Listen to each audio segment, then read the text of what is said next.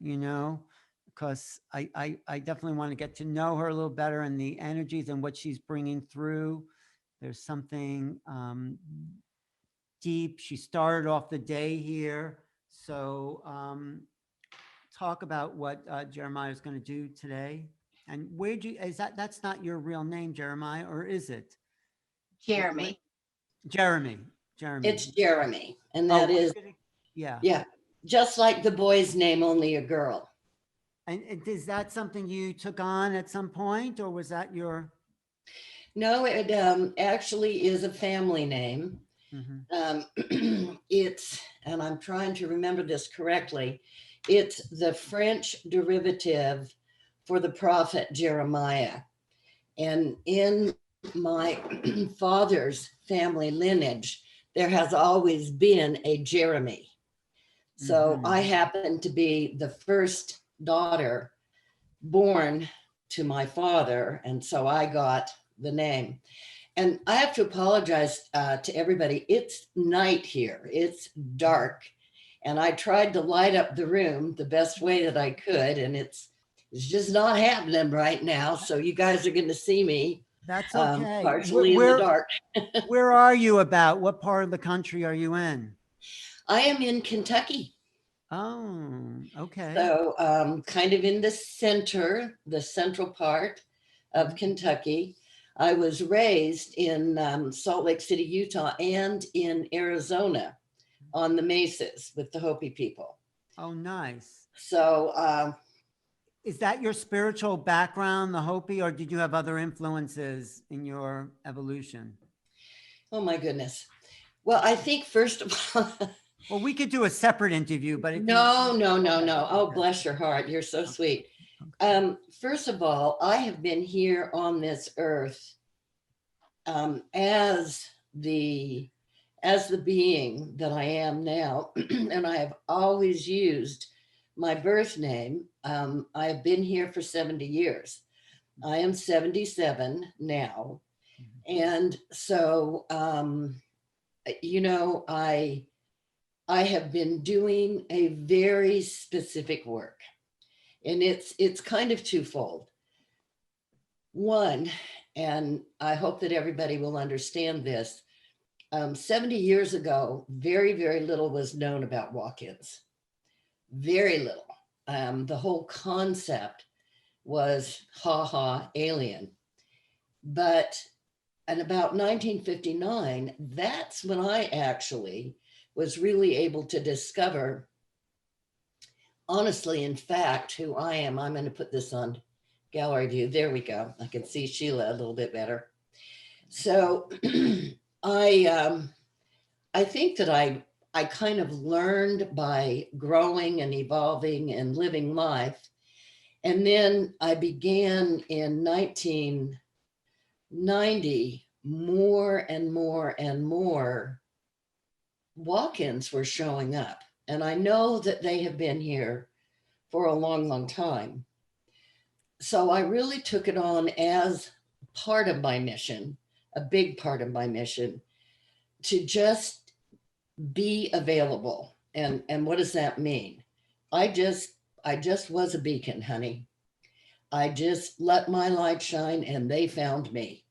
Mm. And that is the truth. I didn't advertise. I didn't go out looking. I just was a beacon, and they would show up at my door just as Sheila did in 1999, 2000. So it has continued on like that. But it comes from a place, the information, the knowledge, the depth.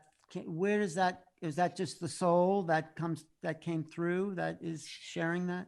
I think it's twofold in me.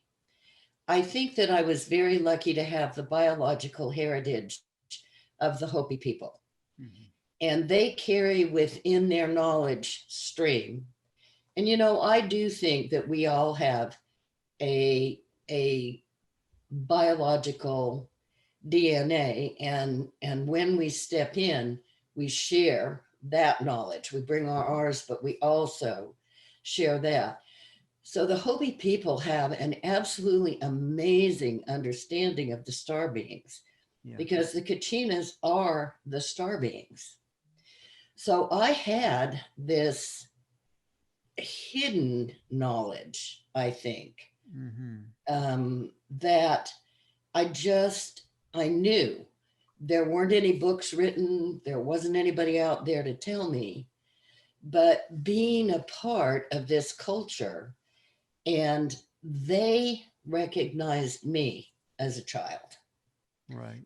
They have a totally different way of seeing, and they recognized something inside of me as a child, and they really nurtured that.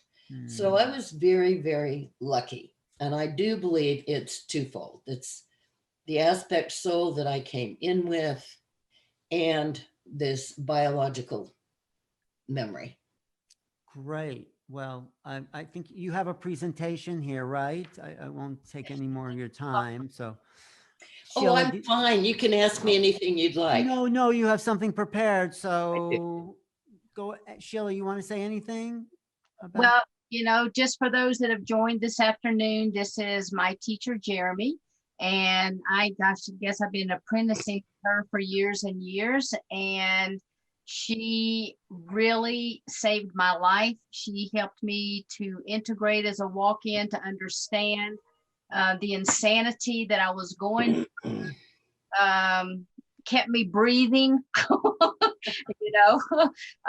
But that's why one of the reasons we wanted to do this conference for you guys, so that you can find your community, and we hope to start developing that community here with this weekend. So love you, Jeremie, and I'm going to turn it over to you. Okay.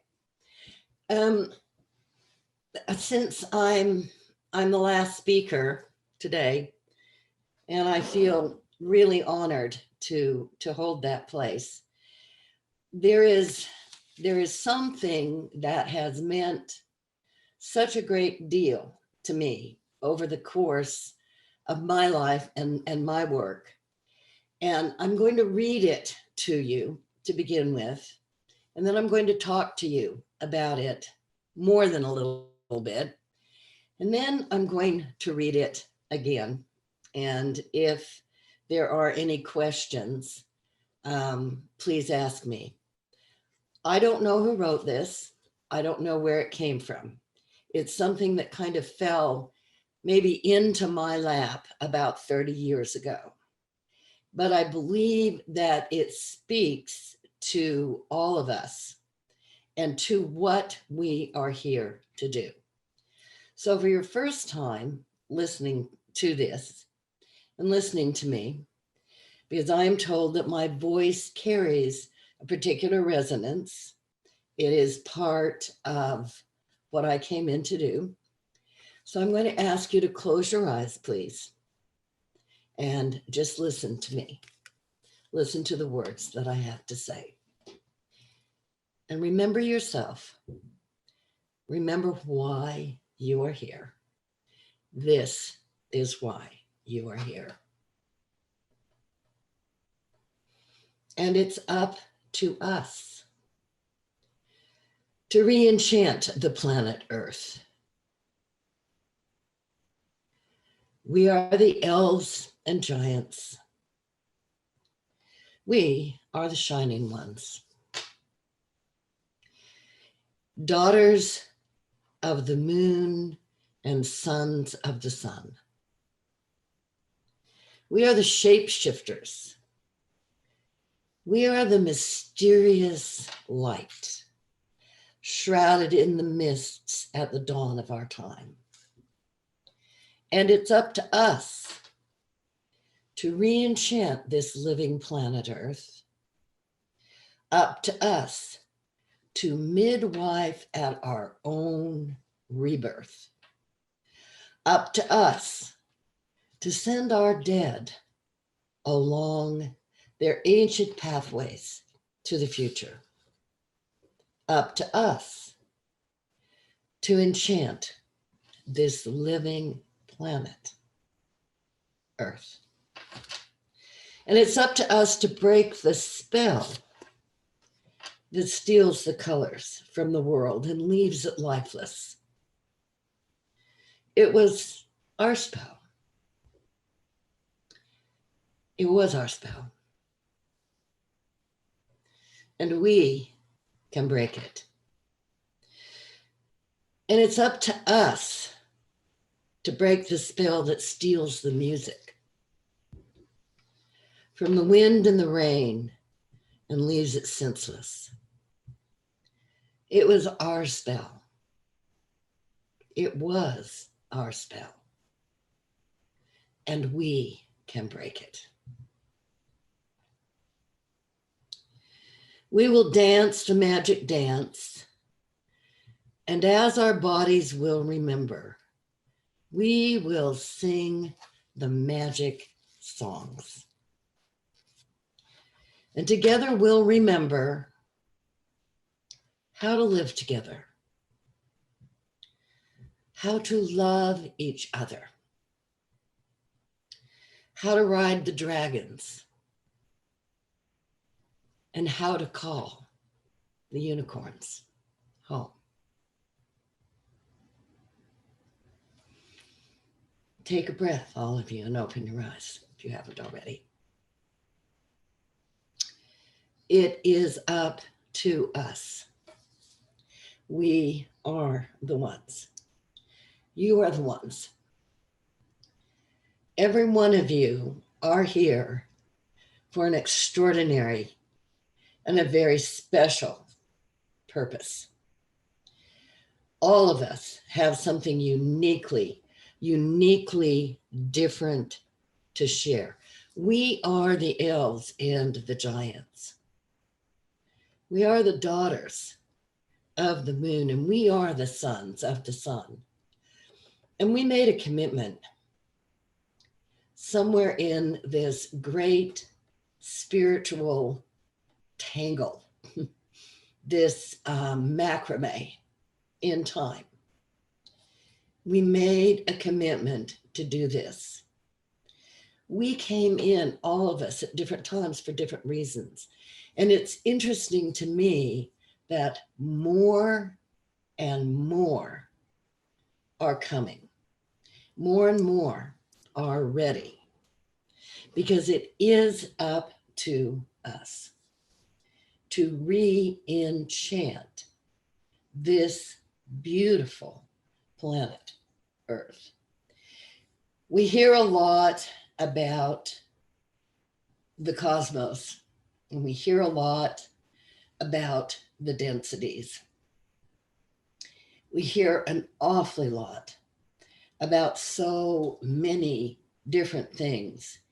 And yet, to me, and I've been here a long time, it really is up to us to break the spell that steals the colors, from this world.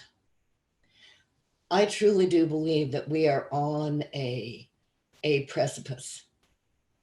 We are standing at an absolute turning point in time.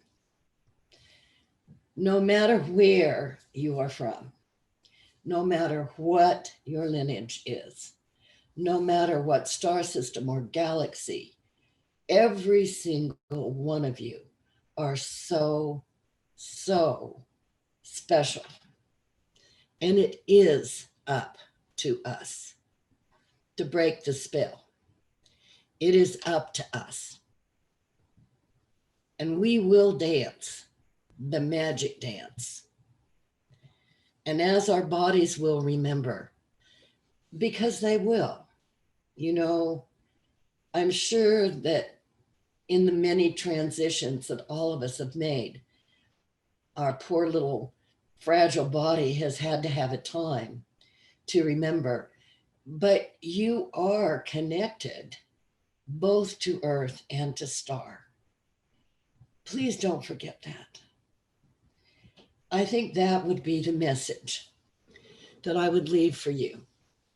I'm not going to take very long tonight because it is nighttime and because I have been teaching all day, and because I'm old, but I do want to say, we will dance the magic dance, and we will sing the magic songs. And together, we will remember. And I am so grateful for that. And that, my dears, is what I had prepared for you today. It's very brief, but I hope that maybe that will lead to some questions that I might answer. I hope. Thank you. Thank you. Thank you. You're welcome. So the magic is happening now. Do you feel it? Yes, I do. And I have certainly felt it throughout the course of the day. I have certainly felt it through the many different layers and densities and people and perspectives and all of the many different things that were shared. You know, we're all a part of this puzzle, aren't we? But when is the mainstream going to get it? The people, you know, out there, not to judge anyone, but you know, the people that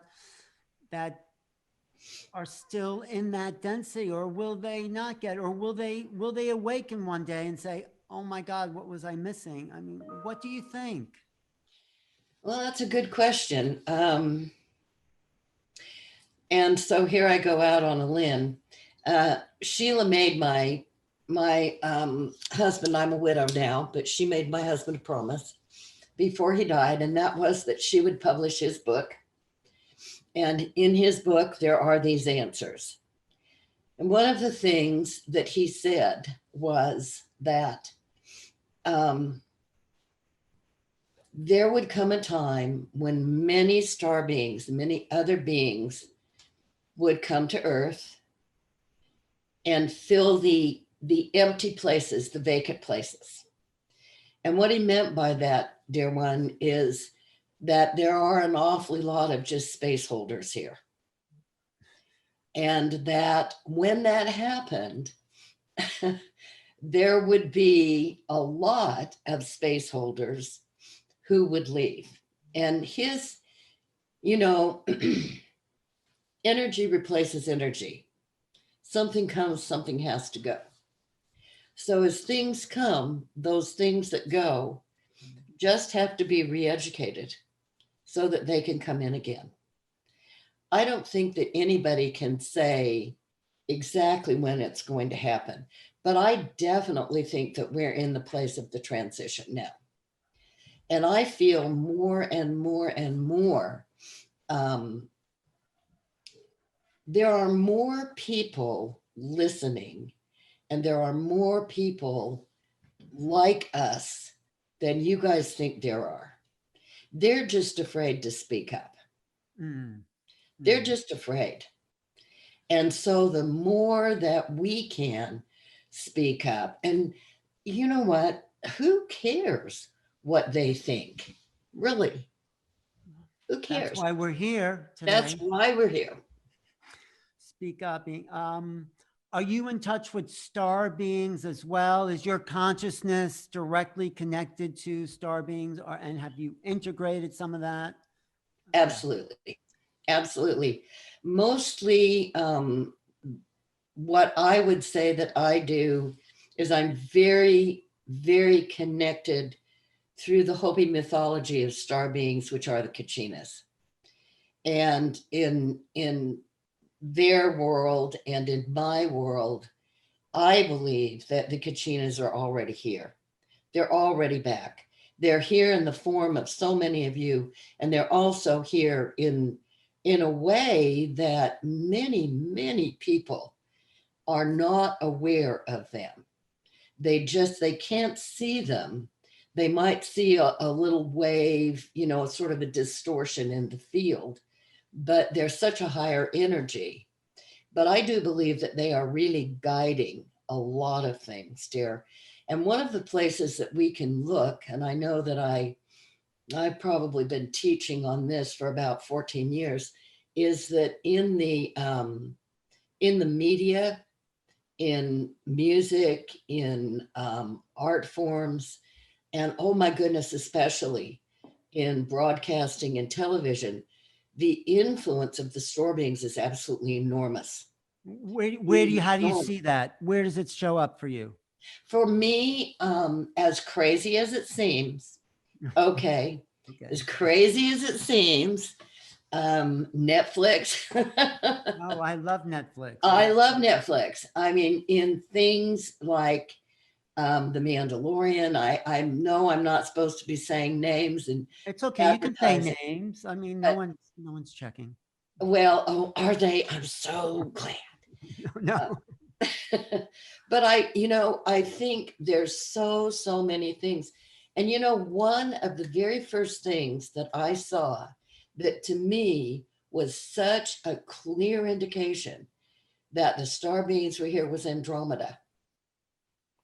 There's no doubt in my mind that that whole film, that whole screenplay, that whole thing was launched by star beings, by those who are here to re-enchant this earth.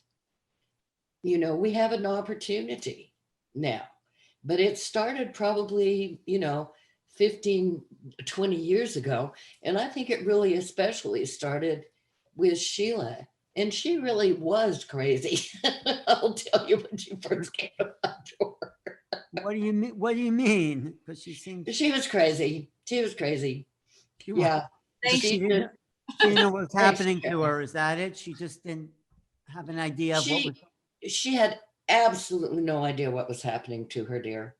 Mm. And she had been actually, we have searched for these. I wish we could find them.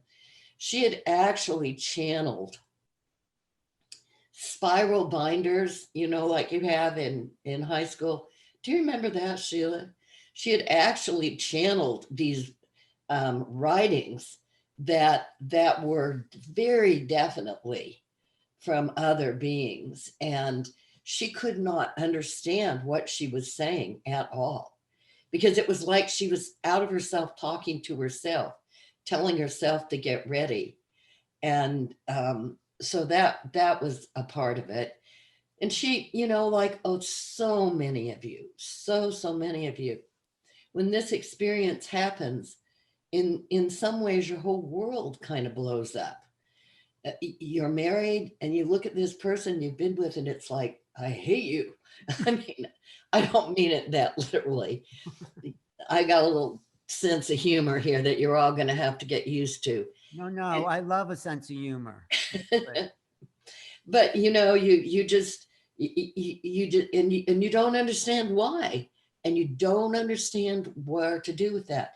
And all of a sudden you get these what I could only define as maybe really crazy callings, like I really need to go outside and talk to that tree. And Mm. you're in the middle of a dinner party that you're giving for 20 people, but you got to go talk to that tree right now. And everybody just looks at you like you are crazy. Yes, you're crazy for a while. Yeah. So, we have so much to learn from each other, dear. It seems like more people, as we go into nature, are opening up their minds to trees and birds, Mhm. flowers. Are are they coming more online, or has they've always been there and we've just not been aware of it? I think they're coming online too, dear.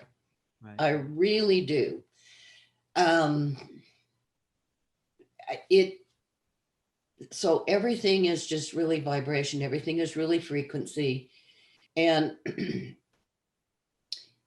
these sacred others, which is what I call the trees and the plants and the four-leggeds and the winged ones, they are sacred others. The longer that they have been connected to the earth, a tree has roots that go down in the earth. the more information they get from her, and the more information she gives them about being, I kind of hate to use the word uploaded or upgraded, but that's exactly what's happening. Hmm. And so I think they are coming online as well. But the earth itself as a being, talk about that earth ascending people used to talk about, and the consciousness is also going fourth or fifth dimension. Yes. Yes. So how is that? How do we recognize that? How do we tap into that? I think that is a brilliant question. And this is something that everyone, gosh, I don't like to should people. I would love it if everyone could have the opportunity to do this. Look at light. Look at light. Look at the morning light. Look at the evening light. Look at starlight. Light on this planet is changing.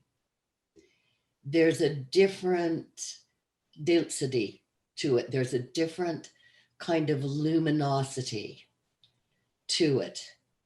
Listen to the songs in the night. In the morning, first thing in the morning, right before the sun comes up, the birds sing. And if you can get up early enough, listen to the bird song. It's changing. And so everything is beginning to sound different. Everything begins to look different. And I'm sure that there are people in the audience who really will understand this. It's like you catch a fleeting movement on the Right. What is that? A little light or something. Yeah. Something just happened over there. And then you're just really baffled, because in the moment that you turn your head, you've kind of lost the shift. And so don't turn your head. Just look, turn your eyes, not your head. But be very, very aware. Be aware of plants. I'm touching one of my favorite plants right here that I wish everybody could see. Because they are talking to us too. Right. They are. Everybody talks, they feel like the seasons are changing and that time is different. Yes. Yes. Don't you feel that time is different? Well, I just read an article that the spin of the earth is increasing. Mm-hmm. And not just that, but the frequency of time, what we know as time. I mean, it's being modified somehow in consciousness, and also parallel timelines are being seen now. And that's kind of this movement over here. I don't consider myself a scientist.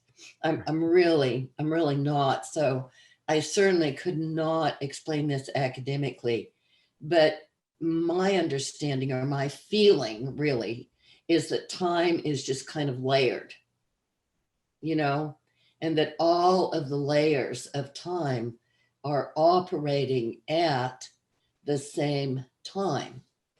And so if we can be still, the trick is if we can be still enough, then we can sort of feel our way in through those dimensions. Another thing where I really believe that people are waking up, or maybe the walk-in community are aware, is in our nighttime dreams. our dream world is so full and so fascinating.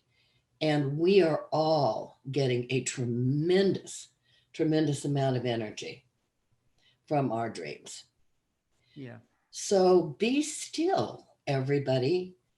You know, don't speed up, slow down, pay attention, pay attention to light. And you know, one of the things that I learned in medicine work, I don't use the word shaman.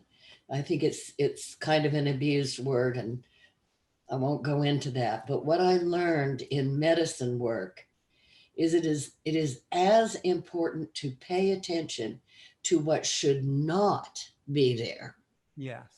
as it is to pay attention to what should be there.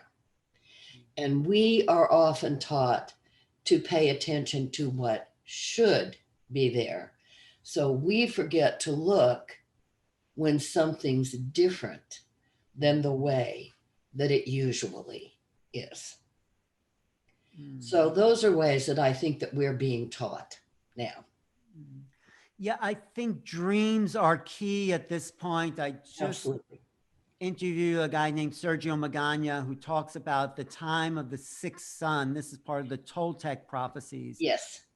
And he says this is a night sun. This is a sun will vibrationally will direct us inward, where the realities of the dreams become more real in a sense than the exterior world.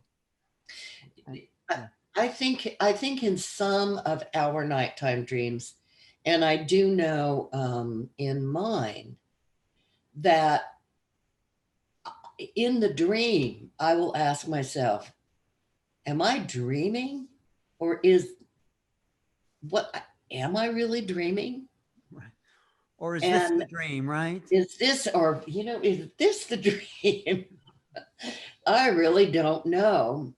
And yet I find that my nighttime dreams teach me so much, and really all of the answers or the majority of the answers that I receive to questions that I pose come to me in dreams.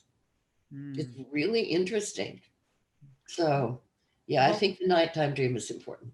Well, also the ETs, I've had lots of ET visitations, but in dream states, they function in a realm that's not of this 3D world. And when people pass over as well, it's another way that we can access them through the physical. Yes. Physical. Yes. You know, and this is something that that I think is so important. Earth, our bodies are physical. And as absolutely wonderful as they are wonderful. And I am so grateful for my physical body. They also are very dense, and they slow us down, and they ache, and they get in the way. And so as wonderful as it is to actually be incarnate, to be in a body, I think that for some walk-ins, that's extremely, extremely difficult. They're not used to the senses, the sensory perception, and they're overwhelmed by it. It's like sound is too loud. Movement is too fast or not fast enough. So there is so in the dreaming world, in the nighttime world, you're not tethered to this physical body. You're much more free to go out. We have to integrate that. We have to integrate those two consciousness, because the body is also ascending as earth bodies. Yes. Yes. How do you become more conscious in your dreams? Somebody asked, and how do we start this integration? Well, there's a whole Wow. I teach about dreaming all the time. That's a huge subject. Okay. Massive. We'll do a course on Portal to Ascension about that then. Okay. The one thing that I think makes a difference and makes such a big difference is when you sort of speak to yourself or speak to your higher self. And everybody has their own language, they have their own word, but when you speak to that ascended self and you say, I want to remember my dreams. Now, doggone it, you are a part of me. You listen to me. Right. You pay attention. I want to remember my dreams. Our higher self, our ascended self gets in here and it's like, woohoo, Disneyland, let's go on a ride. And yet you have got to go, wait a minute, I'm putting you in a chokehold here. I want you to teach me. I want to remember my dreams. I want to remember the lessons that you give me. Well, I studied with some Aboriginal elders in Australia, and they said dream time is their religion. And absolutely. They told me, you're in dream time when you're, sort of going to sleep, but there's something else that comes into your consciousness that's not normally there. Right. And then you've entered the dream time. It's like you get this idea. And the only way that I can explain it, and I use this all the time for my students, something just drops in and it's there. And you ask yourself, well, I find myself a lot of the time saying, who said that? Who did that? Whose idea is that? Because we are constantly getting this kind of information. Yeah. And we just have to realize when that happens, honestly, I promise all of you, you can push a pause button. You can just say, wait, pause. Who said that? Where did that come from? I'm going to write that down because I need to have that information. And, I love that. Dream time is their religion. Yeah. Dreams are more important than gold. If you can dream, you can bring forth any future that you want. Yeah. And what you're saying is also becoming more lucid. Be lucid, because and I feel lucidity will also help us interface with the ETs on a much more conscious level. Yes, absolutely. The first thing is to acknowledge, I know you're there. I know you're there. And the second thing is to love. I know you're there and I love you. And I know you're there to guide me, and I will be aware of that. I will be awake. You hear the old ones say all the time, are you asleep or are you awake? And awake is being lucid in your dream time. And also trusting your feelings. If you feel something there, it's not just some psychological, yeah, it is a reality that we have to trust is impacting us somehow. Yeah, and if you don't show honor and respect for these feelings, these energies, they will go away. It's truly like And I'm certainly not equating these energies to a child, but as a mother, I know that when my children wanted my attention, they would just get right around me. You know, sometimes they didn't even say anything. They just, you know, it's like, what are you to get off me? You know, but, and then if I didn't pay attention to them, they would just kind of slowly float away. Right. And I feel that that's in many ways the same thing that happens in our spirit life. Is spirit is around us all the time going, what do you want? What do you want? What do you want? Just tell me what you want and I'll give it to you. Well, And if we don't pay attention, they can't give it to us.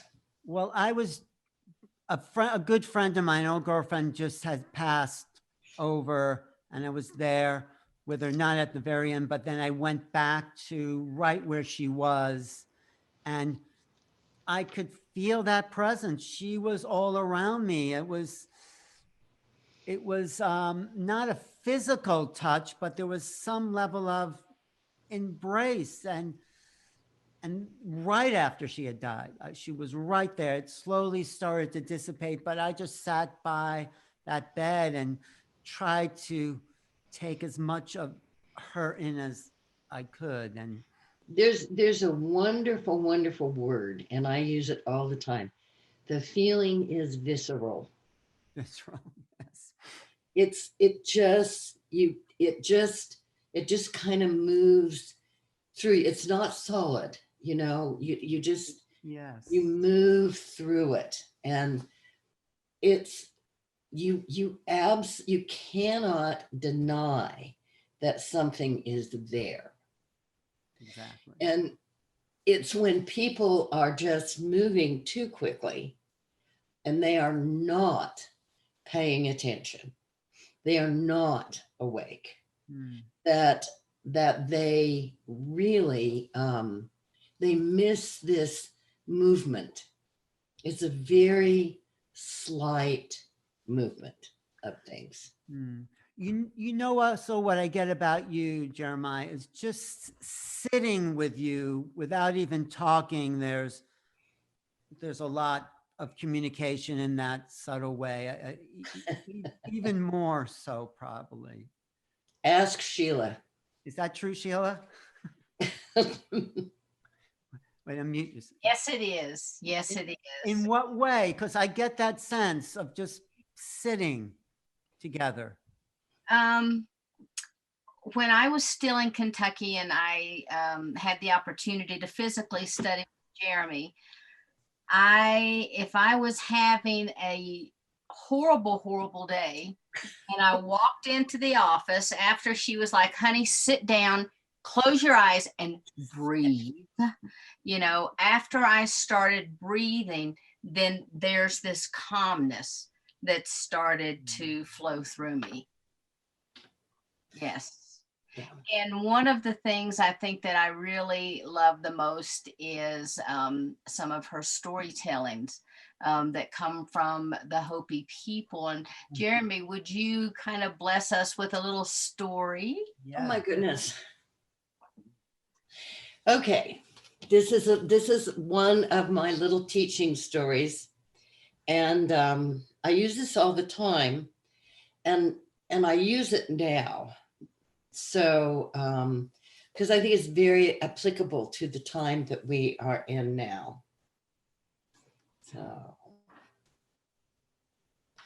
once upon a time, a long time ago, there was a rabbit.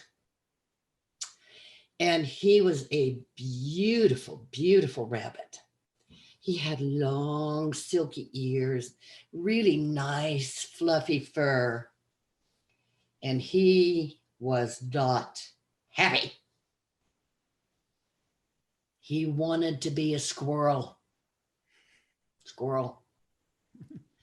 Because squirrels could climb trees and they could jump from tree to tree.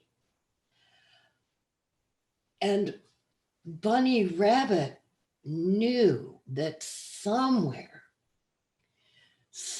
there had to be the high priestess of squirrels, or the high priest of squirrels, or the high meta person of squirrels, and that this squirrel could grant him his wish of being a squirrel. And so Rabbit went looking in the forest. He did. He went looking day and night and day and night. And you know what? He came upon a glowing tree in the middle of the forest, in the middle of the night, and he'd never seen it before. And it had this beautiful, shining, arched door and stained glass windows. Yeah, it did. It really, truly did. And Bunny Rabbit went, this has got to be the place. And sure enough, over the top of the door, one magnificent squirrel lives here, over the door. So Bunny Rabbit goes up to the door and he thumps on the door. And sure enough, out comes the high priest of squirrels. And he is dressed in glittering silver and gold, and he has on a crown, and he has a magic wand. And Bunny Rabbit is so excited. And he says, I really, really, really, really, really want to be a squirrel. I want to be a squirrel more than anything in the world. I hate being a rabbit, and I've searched for you forever, ever, ever. And the squirrel looks at him and he says, well, not everybody can be a squirrel. No. But what are you going to give me? You know, in order to get something, you have to give something. What are you going to give me? Bunny Rabbit says, tail. I have a really nice fluffy tail. Squirrel turns around and looks at his tail. He says, you ain't got nothing on tails, buddy. Look at this tail. I don't want your tail. I've got a perfectly good tail. So Bunny Rabbit thinks for a minute. He looks around. He says, hop. I can give you my hop. I'll give it to you. And the squirrel says, well, yeah. I could use a hop. I don't hop. I run. And I can get a running hopping jump on the trees. That's good. I'll take your hop. And all of a sudden, Bunny Rabbit looked down at himself and he tried to hop and he couldn't. But he further looked down at himself and he wasn't a squirrel. And he further looked up at the squirrel and the squirrel wasn't a squirrel. The squirrel was a great big black snake.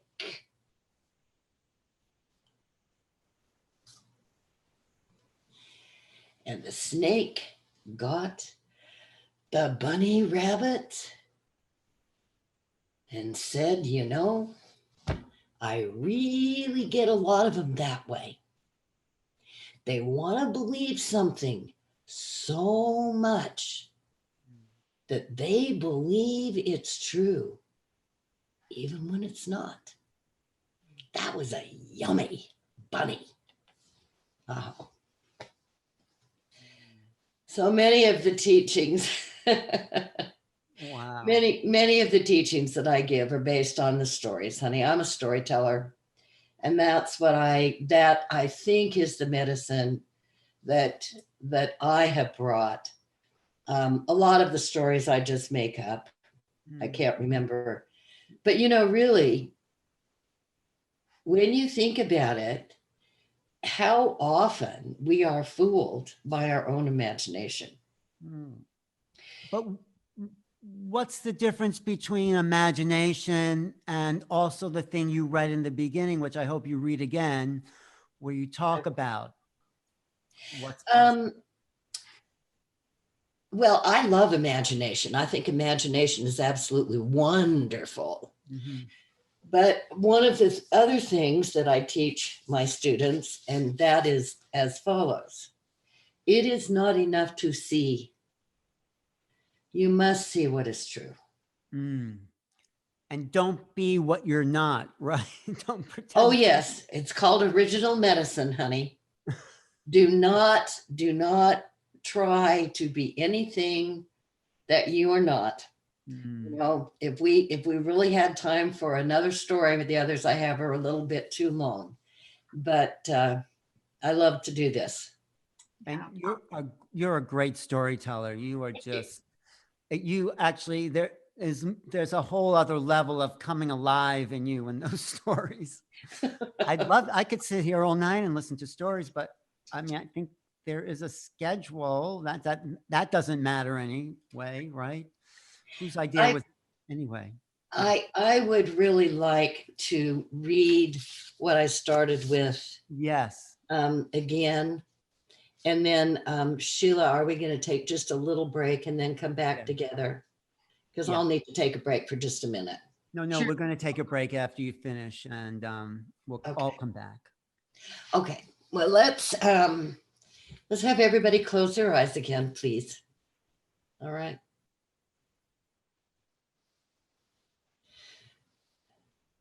And it's up to us to re-enchant the planet Earth. We are the elves and giants.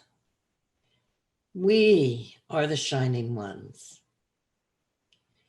daughters of the moon and sons of the sun. We are the shapeshifters. We are the mysterious light, shrouded in the mists at the dawn of our time. And it's up to us to re-enchant this living planet Earth, up to us to midwife at our own rebirth, up to us to send our dead along their ancient pathways to the future, up to us to re-enchant this living planet Earth.